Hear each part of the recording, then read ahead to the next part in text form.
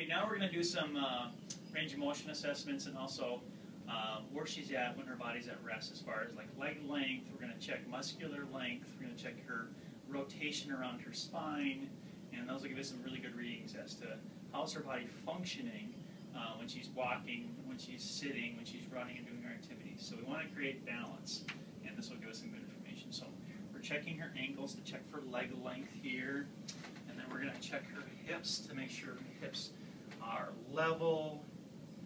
And we're checking for rotation to see if she's rotated forward or if she's her pelvic bowl, we call it a pelvic bowl, is rotated one side or the other. We're going to check her hamstring length now. When that starts engaging, if she's short there, so she's a little bit short, normal range of motion, we want to have it up here. But we can also get a false positive because there are parts of the hamstring that are also long. So even if she's normal here, there are other tests that we'll do to make sure that this part, or the distal part of the other part of her hamstring, is also in a good resting length. And we're checking her hips here. Her hips, Jenna's hips are rotated this way, so she's shortened this muscle here in the adductors, which pulls your body forward and down. That reduces your functional capacity around your spine.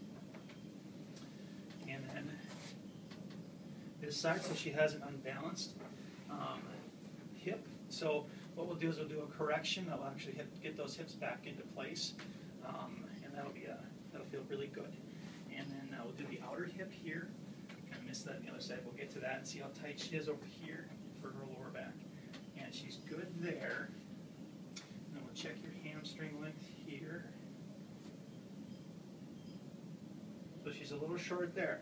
So when you sit a lot, drive a lot in that position, what happens is that the upper part of the hamstring gets longer, and these muscles start getting shorter, and there's imbalances in the hip, and so that really reduces your ability to turn and to run and to jump and play and play your sports, but also increases your risk for pain, especially when you have reduced space in the joints, in the hip, and the knee, and all around the back and the spine. So all those things add up to higher risk for pain and damage in the spine and damage in the tissues and less recovery time when you do work out. So you're going from a state of shortness or tightness, doing your activity, and then you're making it somewhat worse when you don't recover well, or you don't stretch well, or don't have good space in the joints.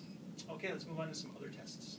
Okay, now we're testing her firing order, or when we walk, the body has a very precise firing pattern. So one muscle will fire up before the next muscle, before the next muscle, in a normal firing pattern. And if you're compensating or you're not getting the right firing order because some muscles aren't in their proper resting length, then we're going to see some adaptations or compensations for that disorderly movement, if you will.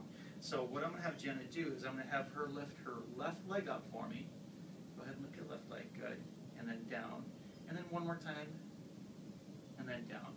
And the normal firing order is hamstring, gluteal, contralateral, opposite erector muscle, and then ipsilateral, or same side erector muscle. And we have the hamstring and the gluteal firing up, but we have the ipsilateral, or same side erector spinae muscle firing off, which means she has not enough space in her lower back.